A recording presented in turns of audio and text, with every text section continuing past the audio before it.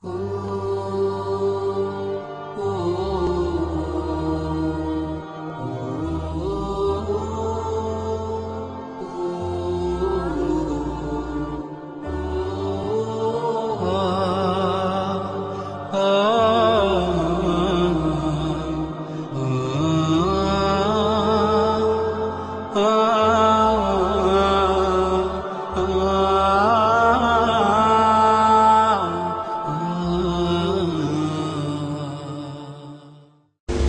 stand for this? تَأْمُرُونَ بِالْمَعْرُوفِ وَتَنْحَوْنَ عَنِ الْمُنْكَرِ وَتُؤْمِنُونَ بِاللَّهِ. You are the best of people. But if once you become the best of people,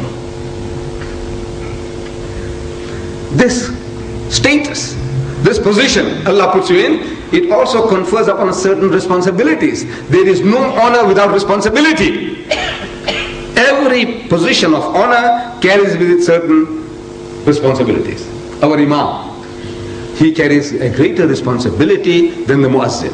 You agree? The person who just a sweeper, who dusts the place, he's got his responsibilities. The principal of a school has his responsibilities. The headmaster of a school has his responsibilities. The manager, you are a manager, you have certain responsibilities. You are the ruler in the country, you have your responsibilities. In the house, you have your responsibilities. There is no position of honor without responsibility.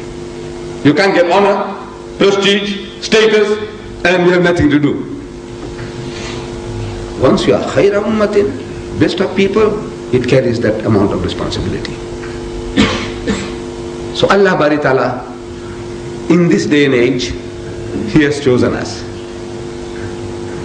And He is warning us that, O Muslims, if you turn back from your duties and responsibilities, which He has imposed upon you, for giving you this high and noble status, He will substitute in your place another people. يَسْتَبْدِلْ قَوْمًا غَيْرَكُمْ. Another people, a foreign people. ثُمَّ لَا يَكُنُّ أَمْثَالَكُمْ. Then they won't be like you. You don't carry out your responsibilities, out you go. The Imam doesn't do his job, what do you do? Get another Imam. The Muazzin, he doesn't wake you for Fajr, what do you do? Replace him. Your bosses, you don't do your job, what does he do to you? Fire you. The manager doesn't do his job, he'll be fired. This is the law. Irrevocable law. It's unchanging law. You don't do your job, out you go. You being the khayra ummatin, you don't do anything, and Allah will keep you there on the pedestal. Because you are Malay, you are a Pakistani, you are an Arab. No, nothing, no favoritism with him. He's got no favorites. You don't do your job, get out. I'll put somebody else in your place. You don't do the job, get out. I'll put somebody else in your place. That's his law. And this law is an eternal law, unchanging law. He's doing it all the time. In the religious history of man, in the first instance He chose the Jews, Bani Israel. You know that? He sent prophets after prophets to them. Out of the 4 heavenly books that we Muslims, we say we believe in, we say we believe in the Torah, we believe in the Zabur, we believe in the Injil, and we believe in the Furqan. The Furqan is the Quran. Out of the 4 books, 3 of them, 75% of the books are Jewish books. You know that? Books given to Jews. Hazrat Musa alayhi salam is Jew. He was given the Torah. Hazrat Dawud alayhi salam is Jew. Was given the Zabur. Hazrat Isa alayhi salam is Jew. He was given the Injil. Jew. Out of the 4 books, 3 are Jewish books. 75% Jewish books. We say we believe that they were sent by Allah.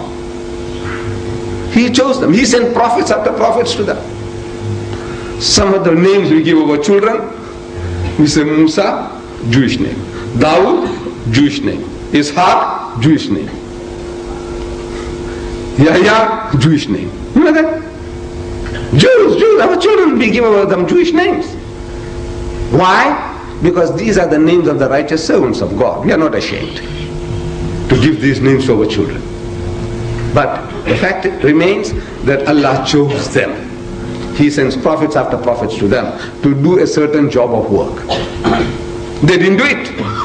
They didn't fulfill their obligation. So a Jew among the Jews, Hazrat Isa alayhi salam, he is telling his people according to the so-called Injil, the New Testament of the Christians. Hazrat Isa alayhi salam is made to say, and the kingdom of God, this high position, this honor, this status, will be taken away from you and given to a nation bringing forth the fruits thereof. This position that you are holding will be taken away from you and given to somebody else. And who that somebody else will be? A nation that will produce fruits. You don't produce fruits? Cut it off. Burn it. Trees that don't bear fruit, what do you do with the trees? Just an ornament? Doing nothing? Chop it off. Useless. Occupying valuable space. You too? You do the same? Chop it off. Replace you. So Hazrat Isa alayhi salam told the Jews that you will be displaced by somebody else. And there is another law seems to be at work, that when he displaces one group of people by another, almost invariably that people who displaces you, who replaces you, is a nation, is a community that you have been looking down upon. That's Allah's punishment. The one you look down upon the most, He makes them to sit on your head. You're looking down upon the Bantus, then one day Allah will make them to sit on your head. You look down upon the Bushman, the Hottentot, He can make them to sit on your head. The people you are looking down upon, He says, make them to sit on your head. Now you feel something. You still feel that we were the master race, we are less than that. Down in the gutter you serve now. In Syria, the Muslims, the Sunnis, people like you and me, we are the Sunnis. We say we follow the Sunnah, the example of the Prophet ﷺ. The Sunnis, 80% of the people are Sunnis. They ruled Syria. They were a certain group of people called the Alawites. Syrians, but they belong to a different community. They believe that Hazrat Isa alayhi salam is God. Same like the Christians say Jesus is God, they say Hazrat Ali is God. And the Sunnis, they exploited these people, as we exploit the African. They exploited them. They won't send their sons to the army. That's for these low down people, low caste, the Alawites. Let them go and join the army, let them go and join the police force. Our sons, we're going to do business. Our sons, we're going to become clerks and professionals. Okay. Who do the dirty job? The Alawites. The Alawites. Who's going to work in your house? Those girls are working in your house? The Alawis. They work in your house. As nannies, looking after your children. Very good relationship. Now you got slaves. Slaves in the days, in the 20th century, you got slaves working for you. They are your slaves. Allah turned the tables.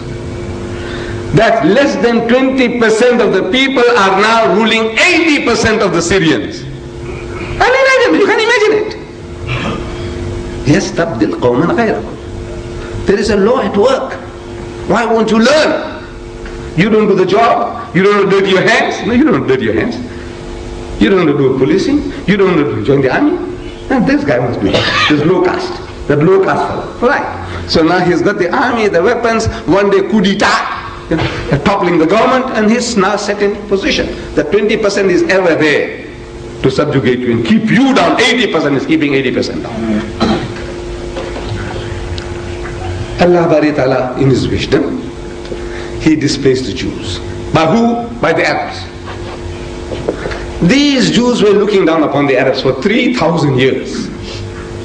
They said, you see, Father Ibrahim alayhi salam, he had two wives, Sarah and Hajara. They say, the Jews, that Sarah was his legitimate wife.